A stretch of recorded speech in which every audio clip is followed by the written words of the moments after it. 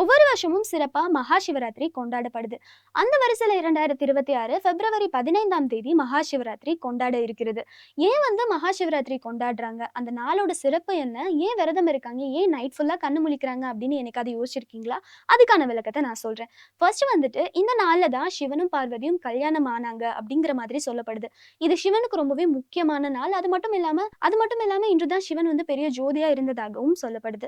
அதனால சிவனுக்கு இன்னைக்கு ரொம்பவே இம்பார்ட்டன்டான டே அப்படின்னு சொல்றாங்க. ஏன் விரதம் இருக்காங்க அப்படின்னு பார்த்தீங்கன்னா, உடலும் மனமும் ரொம்ப தூய்மையா இருக்கணும்.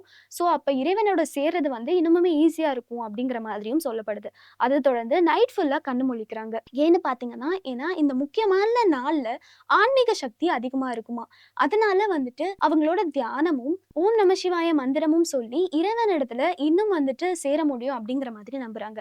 ஸோ இத பத்தி நீங்க என்ன நினைக்கிறீங்க? லைக் பண்ணுங்க, ஷேர் பண்ணுங்க. இது போன்ற அப்டேட்ஸ்க்கு மறக்காம சப்ஸ்கிரைப் பண்ணிக்கோங்க.